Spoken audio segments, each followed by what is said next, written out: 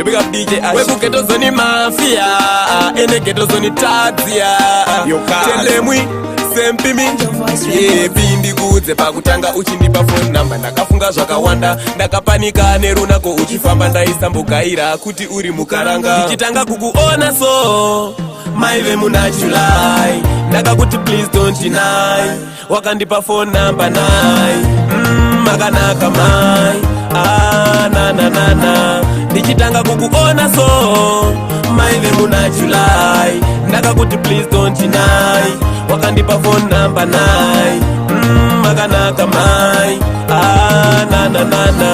Chinzwa shoko rekutanga ndaitaura ndichivhunduka muhana bebi wakagaira kuti kasana okwana. Ndakakuudza tozotaura mangwana nanga ndazviona kuta pachisina zvakawanda. Wakanaka naika mwana sikana ndiwe chete wandolaika ndokusaka ndichikuti misisi malaika. Ndichitanga kukona so maive muna July. Ndakakuti please don't deny.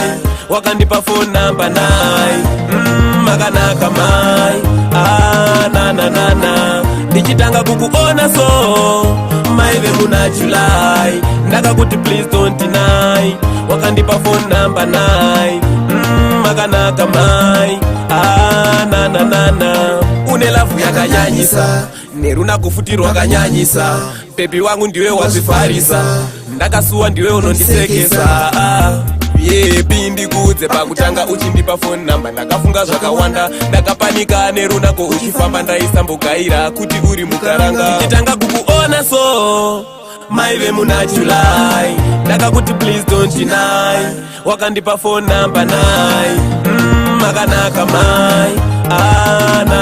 Na. Ndichitanga kukuona so maive muna July. Ndakakuti please don't deny.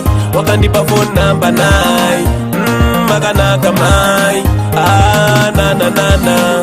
Chinzwa shoko rekutanga ndaitaura ndichivhunduka muhana bebi wakagaira kuti kasana okwana. Ndakakuudza tozotaura mangwana nanga ndazviona kuta pachisina zvakawanda. Wakanaka naika mwana sikana ndiwe chete wandolaika ndokusaka ndichikuti misisi malaika.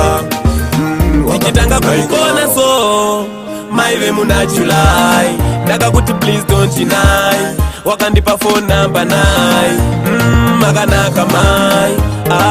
Na. Ndichitanga kukuona so maive muna July. Ndakakuti please don't deny.